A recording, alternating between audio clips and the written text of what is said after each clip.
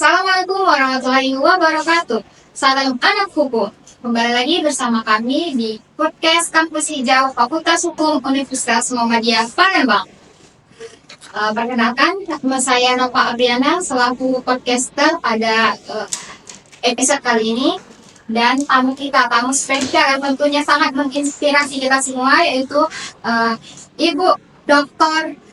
Halisa Yatudin SHMH selaku Wakil Dekan 2 Fakultas Hukum Universitas Muhammadiyah Palembang. Apa kabarnya, Bu? Alhamdulillah sehat. Alhamdulillah.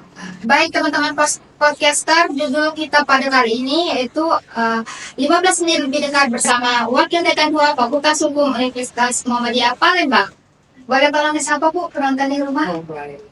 Assalamualaikum warahmatullahi wabarakatuh. Selamat pagi pemirsa semuanya. Semoga semuanya dalam keadaan sehat dan bahagia selalu. Ya. Nafas sedikit kepo nih, Bu. Iya. Napa izin manggil Ibu Bunda? Bunda itu asli Palembang atau dari mana, Bu? Kalau saya udah blasteran ini nampaknya ya. Tapi kalau asli kedua orang tua semuanya Sumatera Barat. Bapak saya dari Sumatera Barat, ibu saya Sumatera Barat. Cuma saya ini dilahirkan di desa Danau Cala, Musi Banyuasin. Berarti dari Musi Banyuasin. Musi Banyuasin. Untuk Bunda sendiri, kenapa Bunda kan sekarang dosen? Kenapa sih Bunda pilih profesi sebagai dosen? Apakah itu menjadi cita-cita Bunda sejak awal atau bagaimana? Awalnya bukan ya, awalnya bukan. Dulu ya mungkin kayak ya anak-anak sekarang itu kan mereka itu punya cita-cita yang ideal, dulu pengen kedokteran gitu kan. Tapi sudah mencoba nampaknya gagal tapi tidak pernah mencoba lagi. Lalu kan saya beralih karena dulu sempat saya juga di karyawan dulu gitu ya, saya dari dulu mau bekerja di sini, terinspirasi untuk menjadi dosen. Ternyata begitu melihat begitu mulianya ya menjadi sebagai seorang dosen gitu ya, sehingga ya akhirnya saya mengambil profesi ini.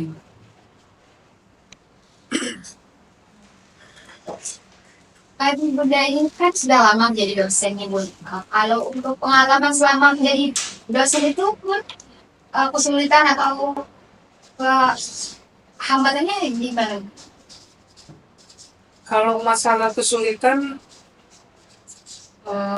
saya kalau terkait dengan mahasiswa ya, mahasiswa gitu, ada memang yang menjadi tantangan buat saya gitu ketika memang menghadapi mahasiswa yang memang nampaknya pada saat ini kuliahnya itu dia itu tidak fokus gitu kan, kuliahnya tidak fokus gitu ya. Artinya begitu dia tidak fokus itu kan nyampe di ruang kelas itu dia kadang-kadang asik sendiri main HP gitu ya, atau memang dia tertidur, ada yang dia ngobrol asik sendiri. Itu menurut saya itu merupakan tantangan dan saya menanamkan dalam diri saya harus lebih sabar. Nah, kita kan tadi bahas perjalanan Bunda selama menjadi dosen. Kalau untuk perjalanan karir Bunda sendiri sebelum jadi profesi dosen itu apa ya? Ya kalau dari awal dulu saya bekerja ya, awal saya pertama kali kerja dulu saya coba-coba ya untuk kerja itu di perusahaan, ada sebuah perusahaan obat di farmasi. Lalu dengan adanya saya kuliah, saya melamar jadi karyawan dan saya diterima perusahaan. Sehingga itu pertama kali saya memegang clipping ya, oleh almarhum oleh saudara musuh kebetulan dekatnya itu, sehingga saya diminta perpustakaan di perpustakaan yang memegang bagian clipping berita-berita tentang hukum. Lalu saya menjadi dosen tetap, menjadi dosen tetap. Sebelumnya itu saya kalau masalah karir di kampus ini, ya pertama-tama saya menjadi sekretaris bagian hukum. Saya pernah itu ya, lalu kemudian saya juga pernah menduduki jabatan sebagai ketua kepala pusat studi wanita Muhammadiyah Palembang.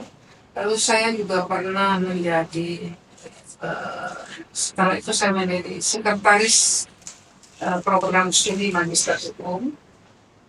Lalu saya juga pernah menjadi ketua program studi Magister Hukum.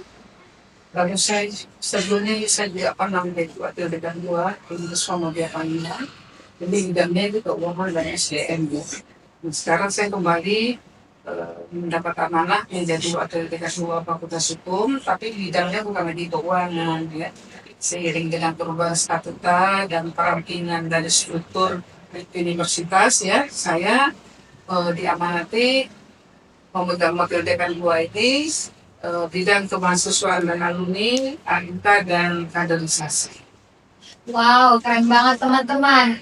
Cukup menginspirasi kita semua bukan? Kalau kita kan tadi Ibu sedang bahas profesi Bunda sebagai dosen. Nah, kalau untuk tantangan tersendiri untuk menjadi eh, wakil dekan 2 Fakultas Hukum Universitas Muhammadiyah Palembang itu gimana Bu? Tantangan menjadi wakil dekan Ya, 2 ya pada saya ini. Ya, artinya begini ya, artinya kalau masalah kalau kemahasiswaan ya tentunya ini saya bagaimana semaksimal mungkin harus mampu mensupport ya untuk menjadikan mahasiswa Fakultas Hukum itu menjadi mahasiswa yang terus berprestasi ya, karena kita tahu kan bahwa akreditasi kita saat ini A ya, dan di dalam komponen penilaian standar untuk bertahan A itu tidak gampang, karena sekarang itu saingan kita itu tidak cukup tidak cukup sedikit ya, artinya banyak saingan kita gitu, sehingga kita harus berpacu di dalam prestasi gitu. Nah, untuk menjadikan mahasiswa berprestasi ini kan tentunya memang kita sebagai pimpinan ya, ini tidak cukup dengan saya, tapi kan artinya juga dengan pimpinan rektorat juga, eh, pimpinan fakultas itu harus solid ya dalam mendukung kegiatan ini, yang memang artinya kalau untuk teknis di lapangan itu memang tanggung jawab saya. Nah, lalu untuk di bidang eh, alumni ya, sampai dengan saat itu saya mencoba menjalin silaturahmi dengan para alumni kita gitu ya, karena eh, dalam bentuk misalnya dalam ULL Group, baik itu yang seangkatan dengan saya maupun juga dengan alumni yang memang lintas angkatan, itu saya sudah mencoba melakukan komunikasi dalam sifat silaturahmi. Nah, lalu di bidang AIK, nah AIK ini saya mencoba membuat terobosan ya, di sini saya dibantu oleh Ibu Ali Ariati ya, selaku ketua OPT AIK-nya itu bagaimana membumikan ya, membumikan atau melaksanakan eh, apa yang menjadi visi dan misi Muhammadiyah dan Universitas Muhammadiyah Palembang, terus diteruskan oleh visi dan misi Fakultas Hukum Universitas Muhammadiyah Palembang. Yaitu ingin betul-betul anak didik kita di sini mereka mampu membaca Al-Quran, kemudian mampu eh, menghafalkan beberapa ayat-ayat ya. Jadi jangan sampai tamat dari fakultas hukum ini mereka tidak pintar sholat gitu ya, mereka tidak bisa mengaji. Nah, ini saya punya program ini, punya programnya nanti insya Allah gitu ya, kalau memang kondisinya sudah memungkinkan, kita itu sudah ada baru sekarang pengajian pimpinan, dosen dan karyawan. Nanti kita akan ada pengajian khusus mahasiswa.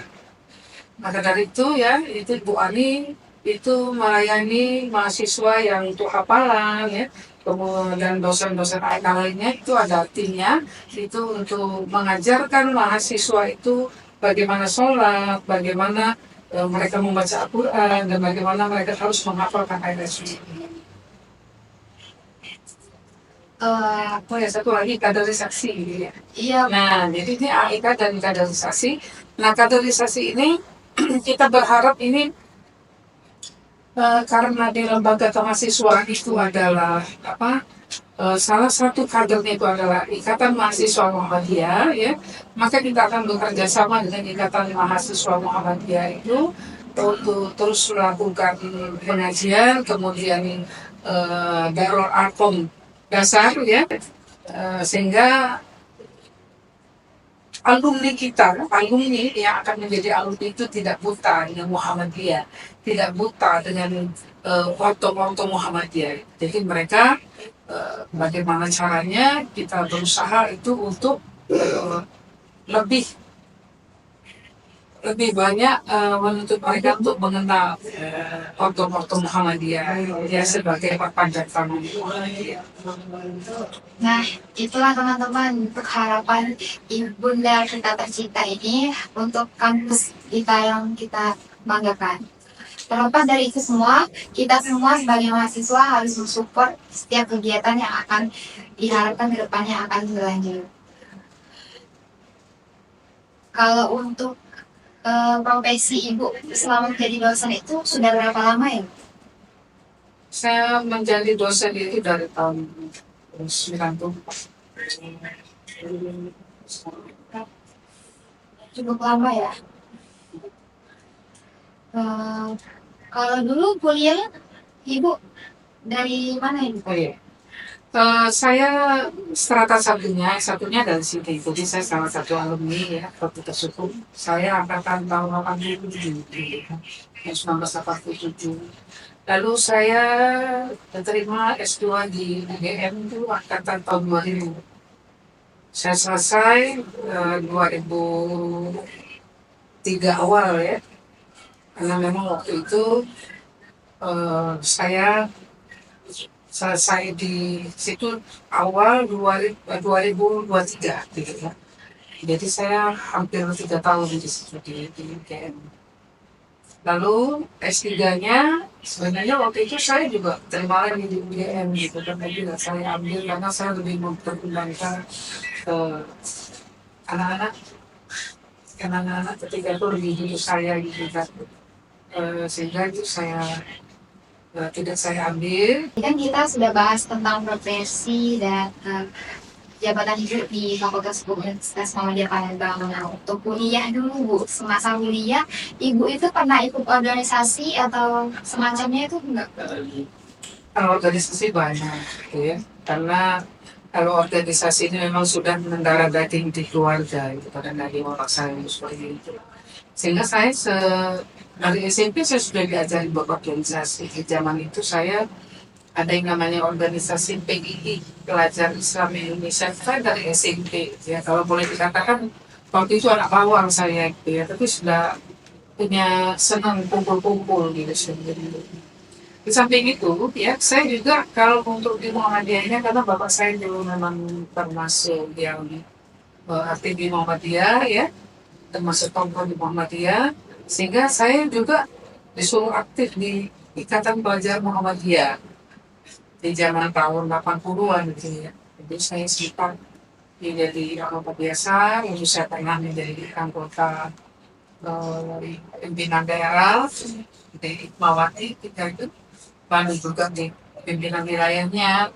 Nah, di samping saya aktif di Hikmawatinya, menjadi ketua Hikmawatinya, saya juga waktu kuliah di S1, awal-awal itu saya sudah dipercaya untuk menjadi ketua Hikmawati. Hikmawati di tahun 1987 ya, saya aktif ya. Saya baru masuk S1 dulu, saya aktif di Komisariat Fakultas Hukum. Nah, setelah dari itu, ya terus ya saya nikmati ya, itu juga langsung menjadi ketua Hikmawati DPD. Itu di zaman Prof. Marsal, waktu itu ketuanya, almarhum Prof. Marsal. Lalu sampai ke dengan ya untuk berikutnya itu saya daftarkan berapa lama menjadi ketua Hikmawati itu. Lalu itu waktu saya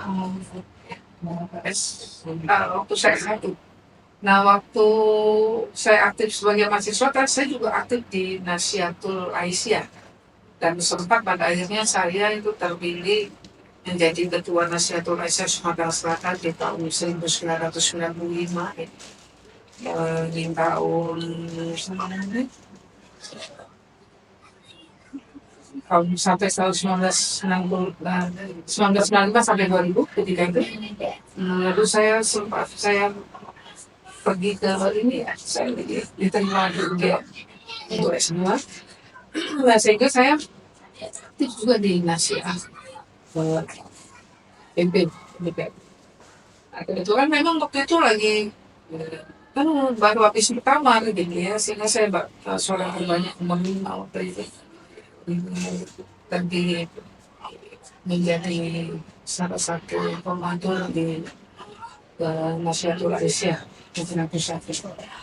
Nah, saya hanya dipercaya teman-teman dulu sebagai ketua IBA.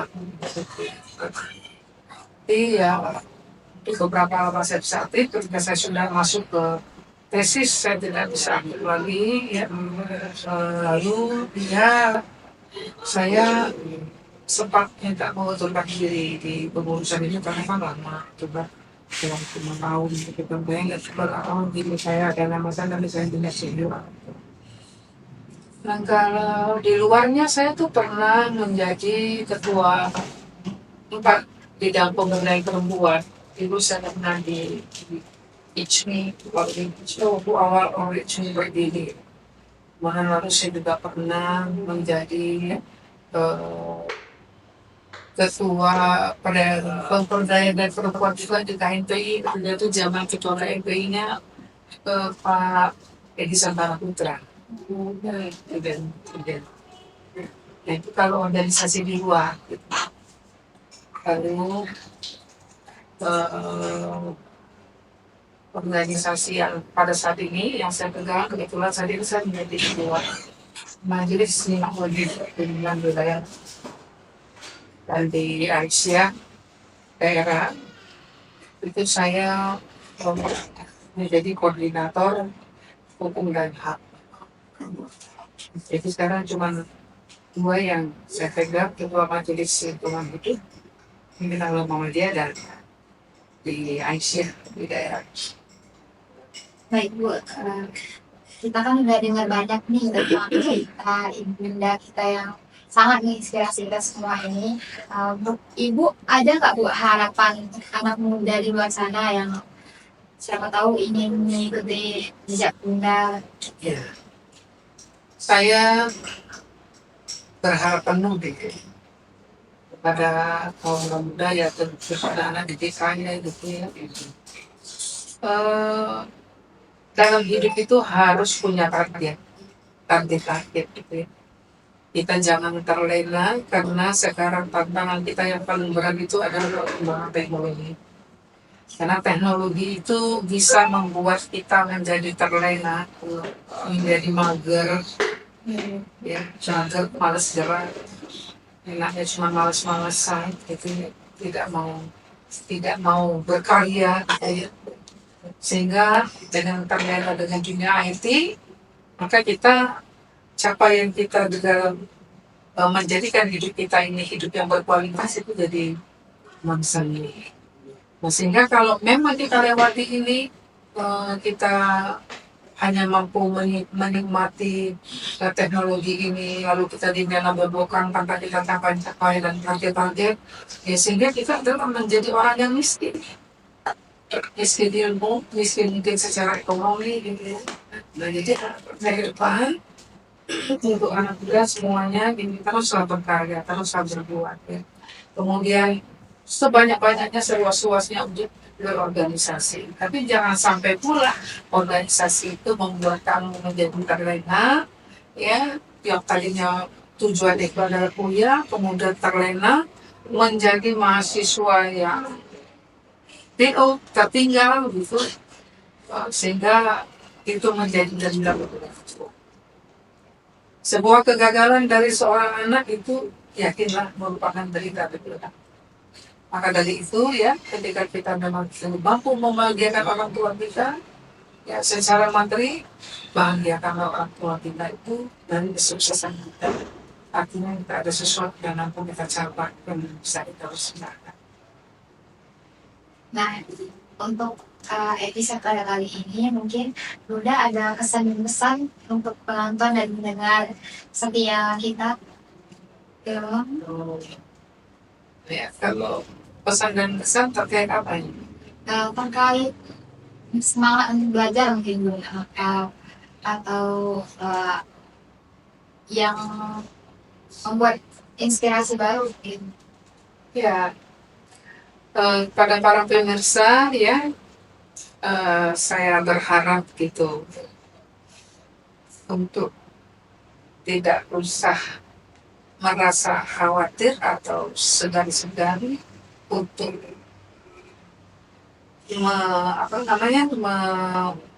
menitipkan anaknya untuk kuliah di Fakultas Hukum Universitas Muhammadiyah Palembang. Insya Allah yang kami akan melayani, akan menjadikan anak didik kami menjadi anak-anak yang profesional ya sebagai penegak hukum. Kita berharap, karena jujur saja alumni kita ini sudah boleh dikatakan sudah sangat luar biasa dan sukses, dan banyak juga yang sudah turut menjadi bagian pengambil putusan negara gitu ya. Jadi insya Allah ya, menitipkan anak-anak Bapak Ibu ya, kemudian tim gabungan modal untuk kuliah di sini, insya Allah kita itu akan mendidik anak-anak ini menjadi sebagai penegak hukum yang profesional ya, lalu yang memang mempunyai nilai-nilai Islamnya gitu akan kita tekankan ya. Jadi tidak hanya dalam di sini tidak hanya menimba ilmu secara keduniaan ya, tapi juga insya Allah ada wajib dalam sani dalam masuk itu adalah untuk mendidik anak-anak itu menjadi mukab di akhiratnya. Jadi harus mampu kematian. Karena itu adalah merupakan unggulan Fakultas Hukum Universitas Muhammadiyah Palembang ya.